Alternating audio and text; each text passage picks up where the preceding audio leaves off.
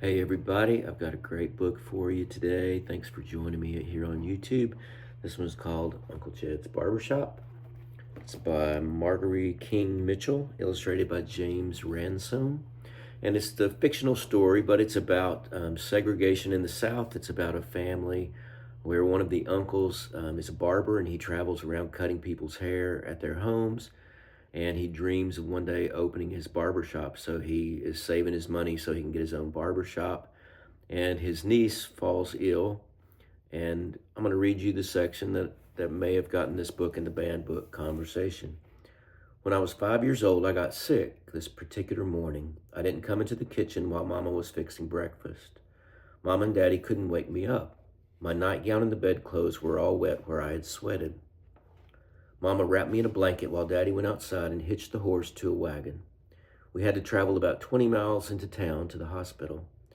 It was midday when we got there. We had to go to the colored waiting room. In those days, they kept blacks and whites separate. There were separate public restrooms, separate water fountains, separate schools. It was called segregation. So in the hospital, we had to go to the colored waiting room. Even though I was unconscious, the doctors wouldn't look at me until they had finished with all the white patients. When the doctors did examine me, they told my daddy that I needed an operation and it would cost $300. $300 was a lot of money in those days. My daddy didn't have that kind of money, and the doctors wouldn't do the operation until they had the money. My mama bundled me back up in the blanket and took me home. Mama held me in her arms all night. She kept me alive until Daddy found Uncle Jed. That's the uncle that was going to open the barbershop. Found him early the next morning in the next county on his way to cut somebody's hair. Daddy told him about me. Uncle Jed leaned on his bent cane and stared straight ahead. He told Daddy that the money didn't matter. He couldn't let anything happen to his Sarah Jean. So he has a setback of getting his barbershop. Then he's almost ready to open the barbershop, and the banks fail at the Depression.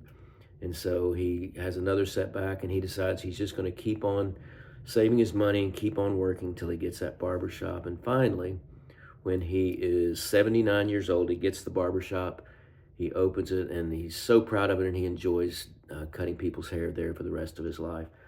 Beautiful story. The American Library Association has said that most of the books being banned are by or about people of color, indigenous people, or LGBTQIA people.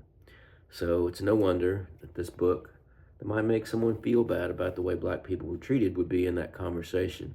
But I think it's important to share these stories with our children, with our grandchildren, so that we don't repeat the mistakes of the past.